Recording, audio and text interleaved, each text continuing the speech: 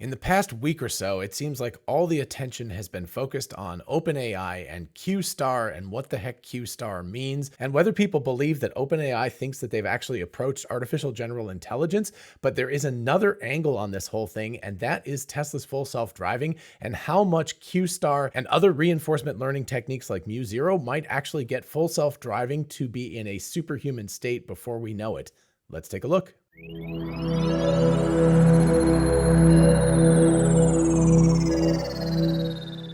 Hey y'all, it's Dr. Know-It-All. If you haven't caught my videos on Q-star, I've done a couple of them recently. Definitely check them out up here. I'm going to refer to Q-star during this video, but I'm not going to really focus on it until the end when I kind of combine it with MuZero. Today, I want to focus on some foundational stuff that has been worked on by Deep Mind for about the last 8 or 9 years, and how that actually integrates with Q-star, and Q-star might improve that work, and how all of this might allow something like full self-driving to actually get to a superhuman state rather than just a human state. So I'm going to base a lot of this talk on this really excellent video by, I hope I'm pronouncing this close to correctly, Tor Grepel of Deep Mind. And as you see, it's from March 31st of 2021. I will leave a link to this in the description, of course. I'm not going to actually show clips from the video because otherwise this video would just get super, super long. I'm going to pull out the parts that I think are the most important, and I'm also going to shamelessly steal some of his slides. So apologies to Tor, but I think he'll be okay with that. I think this is really interesting stuff to look at and to see exactly what is going on in the more general world. So Q-star did not come out of nowhere. As Scott and I talked about recently, and again, referenced the video that I put a link to up above, and I'll put a link to it at the end of this video as well. But we talked about how Q-star comes out of the heritage of A-star search algorithm, and MuZero comes out of a different angle. It comes out of reinforcement learning, but I believe that these two things combined together, as I said in the introduction, are going to allow full self-driving to do something that people are really not expecting. And in a few years at the most, I think people are going to be very, very surprised at the ability that Tesla's vehicles have, and later on their Optimus robots have, in navigating the world in human and potentially better than human manner. And people are going to go like, where did this all come from? Well, I'm pointing this out right now. This is stuff, you know, you're always building on other people's work. And obviously Tesla has been doing a lot of work on their own. But I think that what we're looking at is a convergence of different techniques right now that are going to allow something like Tesla's full self-driving to become really, really good, and not just as good as humans and not limited by humans, but better than humans. And that's why I want to get to this talk, because Tor actually specifically talks about how AlphaZero became better than the best human players, how MuZero is working towards that. And again, this is a couple of years ago, almost 3 years ago now. And then we can look at how Q-star could be layered on top of this to make this whole process more efficient, both in terms of training and also in terms of inference compute at the same time. So buckle in. I'll try to keep this on a relatively non-mathematical level, but I think the more you understand some of the underlying math, the better you're going to be able to understand it. But at least, even if you don't understand the details, again, I'm going to try to keep it on a relatively high level. Hopefully you'll get the gist of it by the end of this video. More on that in a minute, but first, you might have noticed I am a big fan of t-shirts, and today I'm very excited to share these awesome t-shirts from this video's sponsor, Into the AM. These shirts are exceptionally high quality shirts that have been fitted just right for your body. And if you get any of their many, many graphic tees, you can really express a mood, start a conversation, or of course, just have a bunch of fun. Just look at their reviews. They have about 10,000 reviews with an average of 4.8 out of 5 stars. These shirts feel fantastic, and as you can see, they're a great way to express yourself too. And just for you, Into the AM is giving you 10% off your purchase if you go to intotheam.com/drknowitall or click the link in the description. Want this Saturn Return tee? How about this Electric Escape tee, or this Tree of Knowledge tee, or even this awesome Sasquatch backpacking tee? These and many more graphic and plain tees are online for you to choose from. Don't forget to use my link intotheam.com/drknowitall or click the link in the description. Grab yourself some fun, amazing quality shirts and get 10% off. Thanks again to Into the AM for sponsoring today's video. And now let's get back to it. All right, so without further ado, let's dial things back to about 2015 or so when AlphaZero was created. And Tor here talks about how DeepMind came up with the idea for reinforcement learning. Again, this is not ultimately new stuff. This is stuff that they built off of other people's work, but they created an architecture that was really, really useful. And it really comes down to two things. They worked on a policy network and they worked on a value network. And these two things together allowed them to play what's called two-player zero-sum games, which means that you have two players, obviously. Take chess, don't even deal with Go if you don't understand Go. I think chess will be easier for a Western audience to understand. If you know Go, then obviously deal with Go, but otherwise think of this as chess because they're kind of the same thing. They're board games. There's two players, one person wins, one person loses. So it's a zero-sum game. If one person wins, another person loses. And of course, in chess, you can actually draw, in which case it's a zero. So disregarding that stuff, in the broader sense here, you've got a policy network, and the policy network makes a decision about what it wants to do next. So it's like, I've got my pieces on the board. They're in this position. This is the state right now. What is the optimal next move in order to give me the best chance of winning the game? And then combined with that, you've got the value network, and the value network is the estimation of how you're doing in the game right now. And if you watch the A-star Q-star video that Scott and I did, and again, I highly recommend doing that before you actually watch this video if you don't know this stuff already. But anyway, if you think about that, in the A-star algorithm, there's only two pieces of the A-star algorithm. There's the transition cost, the where I am right now, the sort of state system, and then there's the heuristic, the estimated value of where you are currently. So if you're thinking about like a maze, right? You're like, well, here I am, and here's my goal. How do I get to my goal? What is my estimated distance from that goal? If I move this direction, is my estimated distance further away from the goal than I was previously? Well, then it's probably not a great move, although in some circumstances, you could get blocked if you go forward, and so you might need to take a longer route to get to where you're going. So that's the basic thing, and you can see how that there's an analogy between these. There's not a perfect analogy, but there is an analogy between the state system and the heuristic in the A-star algorithm, and the policy network, which is the where am I going to move next, and the value network, which is an evaluation of how close you are to your goal, which in this case is to win a game. So how they did this really quickly was they used human experts. So they had recordings of games. Again, it doesn't matter if you're talking chess or Go, it makes no difference. You have recordings of thousands of games over really hundreds of years of people playing, experts playing, and you can take those games and you can feed them into this neural network, and it can then learn under this supervised learning, which is that you know who won the game. So you're able to sort of label the game as in white or black won the game. You can then develop a policy network out of that, and the policy network will give you the estimated best next move. And then from that, once you've developed a policy network, you can then go in and create a value network. You can train the value network, and you can figure out from the policy whether the value network is correct, and you can tweak the value network, which gives you the idea of how well you're doing in the game. And notice that the first of these is supervised learning. In other words, it's labeled. It's like, yeah, the white won the game in this particular case. And so the policy network trains on those expert things, but all the time it knows who won the game. So it's able to develop a policy to figure out where to move next. The value network, on the other hand, is sort of trained for more of a from scratch situation. Once you've got a decent policy network in place, you then use reinforcement learning, which is it feeds on itself, and it figures out how to best evaluate the board at any given spot to figure out how it's doing. And that value can then, of course, be turned into a tree search where you take the policy and value to figure out the best next move. And this slide here just gives you a sampling of what it's like to do an exhaustive search, right? So if you're going to go down a tree search and look at these moves, you have to keep branching and branching and branching and branching. And this is a tiny fragment of that. It gets absolutely crazy very, very quickly. And so I think what Tor said was something like, if you took every atom in the universe and you made a whole new universe out of that all the universes that those atoms created, there would still be less atoms in all of those universes than in a standard game of Go. There are that many possibilities for the tree search. So you obviously can't search that many different branches in any kind of efficient manner in less than the age of the universe. So you need some way of guiding this tree search, which is exactly what they're doing with AlphaGo. So just graphically, you can see how it makes decisions, and it's like, yeah, we should probably go down this branch. This is the better possibility, and look here and look here and look here. So it doesn't matter Go, chess, shogi, which is a Japanese version of chess, which sounds really interesting, by the way, but I know nothing about it.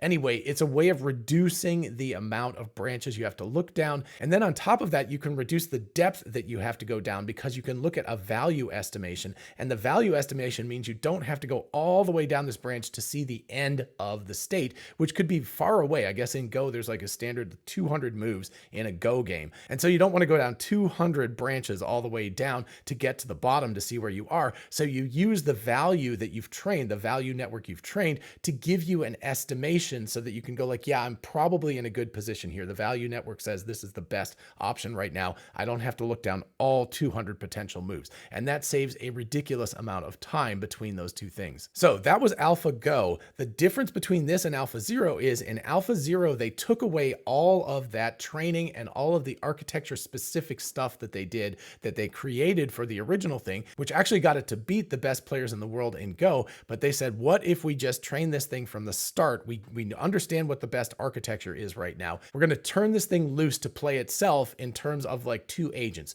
You have two agents, a white agent and a black agent, and they're both playing each other in this game, whether it's chess or Go or whatever. And they play and they play and they play. And what you do is you actually start by randomizing the weights. You don't even have any kind of initial conditions that are reasonable. You just take the policy network and the value network and you randomize them, but you know what the correct architecture is. And of course it's a game, so you know what the rules are, and you just allow it to play itself and play itself and play itself over and over and over again. And that means that what it can do effectively is train itself without humans in the loop, and it trains itself without human data anymore. So it doesn't even need those values from the human games to come to an understanding of what the best moves are, to come to an understanding of how to value the situation it's in, how to understand how well it's doing in a game, and how to figure out the next move or the policy. And this, of course, is reinforcement learning. And this is not reinforcement learning with human feedback like we have with something like a large language model like OpenAI's ChatGPT or Llama or other things like that. We're doing reinforcement learning just with the computer itself. It's just sitting there spinning and spinning and spinning on its own, playing itself over and over and over again.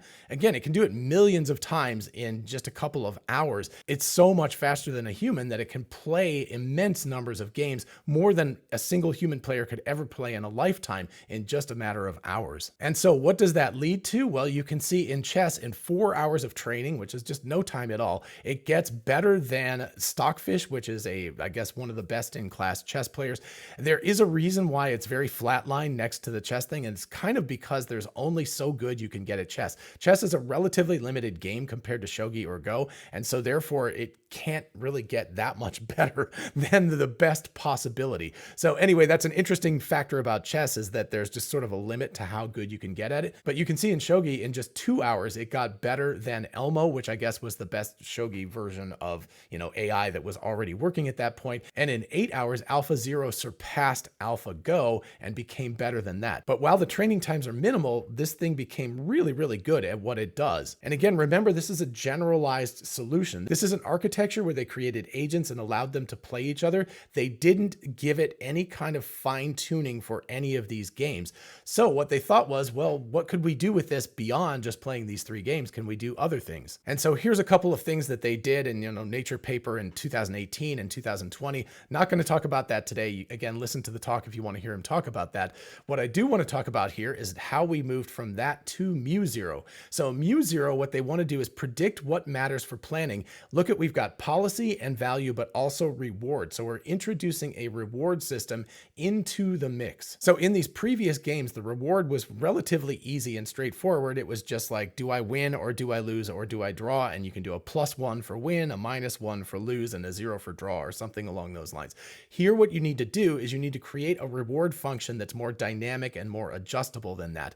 And specifically what they wanted to work on was Atari games. A bunch of those 8-bit 1980 video games, there's kind of a standard benchmark that you can do, but they could turn this thing loose to try to see if it can learn this. And again, remember, this is not a fine-tuned architecture just for Atari games. It's this general architecture that they've already created to do chess and shogi and Go. And they're like, well, how is it going to work? How is a modification of this with a reward system work on something like Atari, where it actually has to read screen pixels to figure out what's going on? It doesn't have any internal knowledge. It just has a picture, just like a human does. When you're playing a game, an Atari game, you're just looking at the screen and you're driving your car around or whatever it is, and then you're looking at your score and whether you blew up or not. So it's got to be able to figure all of this out just from looking at pixels on a screen, not from having any kind of like large scale, knowledge of this world. It's got to figure that all out. And if you're starting to think about full self-driving and driving in the world and figuring out the world and version 12 of full self-driving and all that stuff, then yeah, you're on the right track here.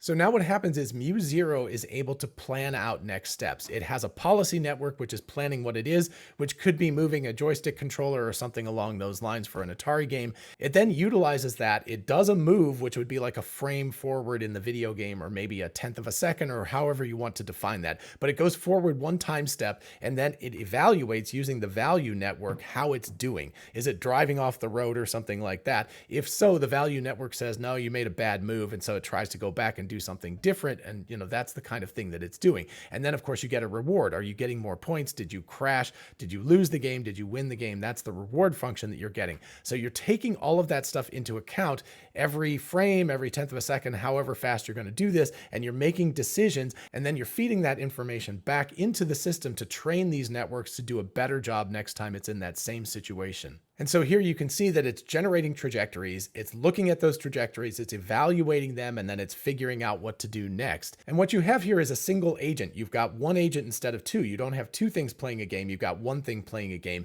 and it's just against a scoreboard or something, but it's still able to feed back on itself and figure out what to do next. And notice here that the reward is not fixed. Again, with a game of chess, the reward is fixed. It's a 1, a 0, or a -1, depending on whether you won, draw, or lost. Here you have to actually, the model has to figure out the reward itself. It doesn't even know what the reward is. So it has to figure out that the little thing up in the top left or right corner that's tallying up these numbers is actually something it should care about. And it's something that represents how well it's doing. So it's effectively learning how to count. It's learning that 2000 is a bigger number than 1500 or whatever those numbers are. And it's figuring out things about if you see a big explosion, that means it's lost the game. If you can't play anymore, that's a bad thing. So it actually has to learn the reward system. So none of this stuff is defined ahead of time. It just learns this all from scratch. And again, it does this through reinforcement learning. It's an agent. It has desires. It's trying to do better in the world of a video game in this case. And it's getting information. It's getting feedback about its state from that world. And it's updating its policy network, which is how it's going to move. It's updating its value network, which is how to evaluate the world it's in right now. And it's updating its reward model. And that is, what is this world rewarding you for doing? Is it rewarding you for driving along what looks like a road to us humans? It has to figure out what a road is in that case. It has to do all of this stuff. So it figures all of this stuff out, and then it gets better and better and better. And of course, at first, it's just like crashing into things. It has no idea what it's doing, but very quickly it figures out what it's doing and how to do a better job of it. And when you get this feedback loop where you have an agent inside the computer and it gets its own system of rewards and it figures out its own policy network, value network, and reward network, you get that hockey stick moment. You're no longer bound by humans in terms of temporally or compute wise. So it goes like this, and then it goes shoom, and it gets better really, really fast. And in fact, as DeepMind discovered, it actually does better than humans, and it makes moves in chess and shogi and go, and it makes moves in Atari that human beings hadn't even figured out yet. It actually does better than humans. It's actually superhuman in its playing capability. And one of the things that was interesting was Tor mentioned the fact that Go players have actually looked at games that AlphaGo and AlphaZero have played, and they've actually learned how to play better themselves. So humans are learning from the AI in this case how to play better. And again, a little more information on how it trains and the pipeline of all that stuff. It's beyond the scope of what I want to talk about here, but it gets better basically. And then you can see some benchmarks here where it does much better. And as you can see from this column right here, it uses fewer frames than Apex and R2-D2 in order to understand the world and to learn the world about it. Training steps are only 1 million as opposed to 2.16 or 8.64 million, and it just simply does better at that stuff. But then what's really interesting is when it reanalyzes itself, when it basically you give it the ability to look at its own games and reanalyze what it was doing, look how much better it does here. It's able to learn in a mere 12 hours with 200 million frames as opposed to 20 billion frames. So it can learn much, much quicker and get better very much faster if you give it the ability to have some self-knowledge and to be able to reflect on how it did. And again, that's a very human kind of thing, right? If you play play a game, you evaluate the game in your head after you finish the game. It's like, oh yeah, I should have turned better at that point, or should have, shot the bad guy or cut him with my sword instead of using a gun or whatever. You reevaluate the game and you get better that way. So here you've got that same sort of thing. The agent is able to not just play, but then reflect on how it did and make itself better in the future. And that makes it substantially better and faster. And then if we look at the right-hand section over here, this Atari game, you can see in millions of training steps. So it only takes 1 million training steps to get here. It gets really, really, really good. I believe the gold baseline is what the best previous AI did. And, again, that's already kind of superhuman. And I believe also the dash line is like a good human player. But anyway, you can see that it just blows all this stuff away. It's really, really amazingly fast. And this is obviously a version of Pac-Man that it's got up here. So again, with these games, in just a few hours of training, it gets better than the best human being, and it gets better than the collective knowledge of humans. If you think about it, Go has this massive collective knowledge. And again, chess also, it has recorded games throughout hundreds of years. And all of those games together represent the best of human knowledge. And yet these things get better than them in just a few hours of training and do moves that humans don't even understand and have to go back and reanalyze to figure out what the heck it's doing. So this agent-based reinforcement learning is incredibly powerful. And then we get to the conclusions, and I think this is really worth looking at. So specifically the last 2 points, MuZero is model-based reinforcement learning. In other words, it has to learn a world model from scratch, hint, hint, version 12 of full self-driving, and it adds more generality and data efficiency to the process. But the open problems in 2021 were stochasticity, which basically means randomness. So like the real world that has a lot more random stuff in it. Games don't tend to have randomness. They tend to be like, if you move your piece, it's kind of digital. Your piece is either here or here. It's not in a random position. Doesn't matter if you put your queen exactly in the center of the square, it's still in the square. But when you have to deal with more real world situations, randomness or stochasticity becomes an important factor. Imperfect information is also very important because, again, in board games and stuff, you have all the information you need. But when you get to something like Dota or StarCraft, those kinds of games, and certainly the real world, you have imperfect knowledge about the environment that you're in. And that is a major hurdle to overcome. And then combinatorial action spaces, that basically just means how big of a world of possibilities do you have? And of course, the real world has lots and lots and lots of possibilities. So that tree gets really big. If you think Go has a big decision tree branching network, then reality is way, way, way bigger than Go. And then of course, finally, real world applications, which is exactly what something like Tesla's full self-driving or Optimus self-driving is all about. So the basic point of all of this is to show how what they've been doing is reducing the decision tree branching and depth you have to search in order to get to a solution.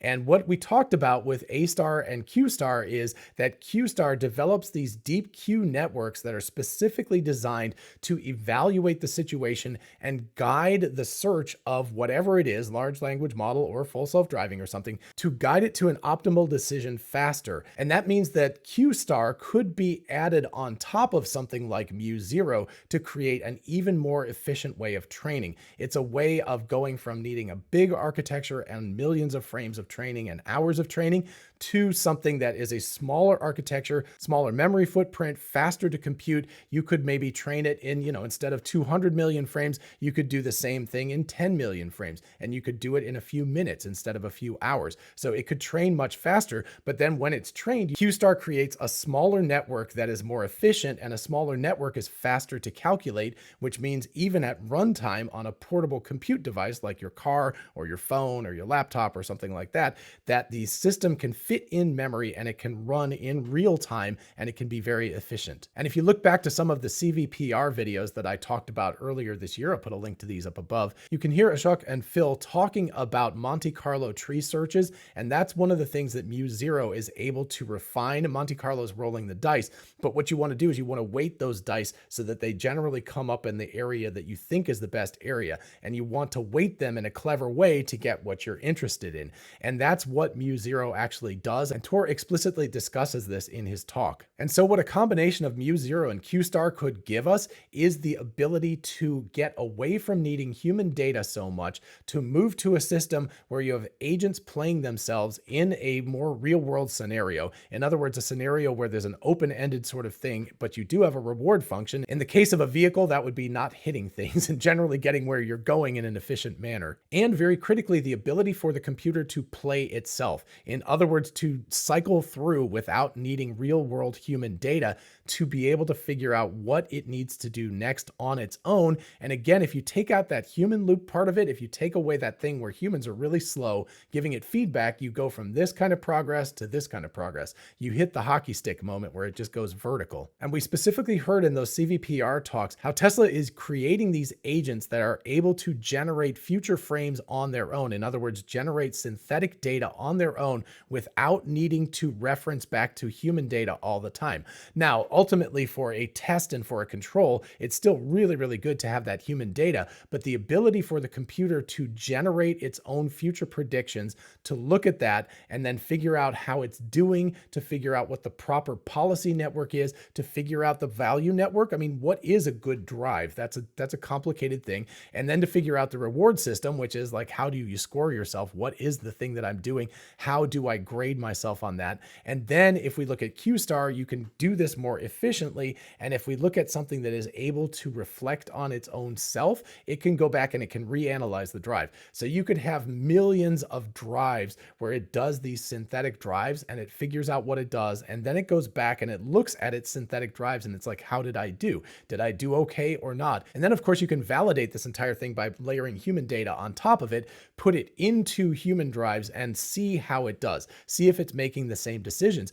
But there comes a time when they're actually going to want to divorce this from human drives, because again, even though humans have been driving for over 100 years, each of us only has a few 100,000 miles at max of driving experience. And so if this thing can get tens of billions of miles of driving experience, the odds are that full self-driving is going to actually be better than humans. It's going to be superhuman at driving. It will actually make decisions that humans won't even really understand until we go back and analyze it. We'll have to go like, what was that decision? Why did it do that? And then when we look at it, we'll go like, holy crap, it was actually better than humans are driving.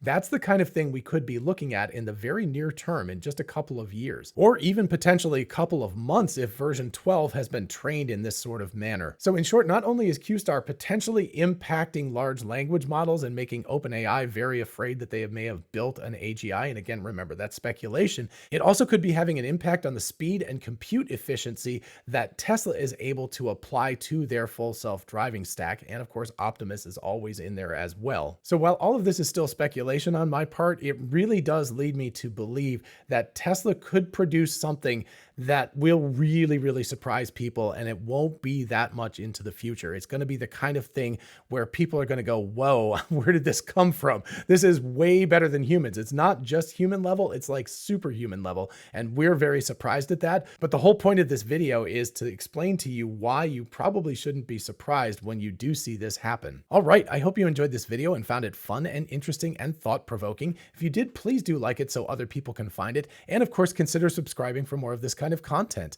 As always, a huge shout out to my Patreon patrons, my YouTube channel members, and of course, my ex-subscribers. Thank you all so much for supporting the channel in any way that you can. And of course, if you want to join any of the teams, just check out the links in the description. And if you're interested in a whole bunch of really cool merch, check out our merch store. Link is in the description. We have TeslaBot t-shirts, the Tesla meme t-shirt, success is a possible outcome, 4680 battery cells. All of that stuff is on t-shirts, mugs, tumblers, and on and on. So check it out. And finally, a big thanks once again to Into the AM for sponsoring today's video. Be sure to check out my link in the description to get 10% off your order. And in the meantime, I'll see you in the next one. Bye-bye.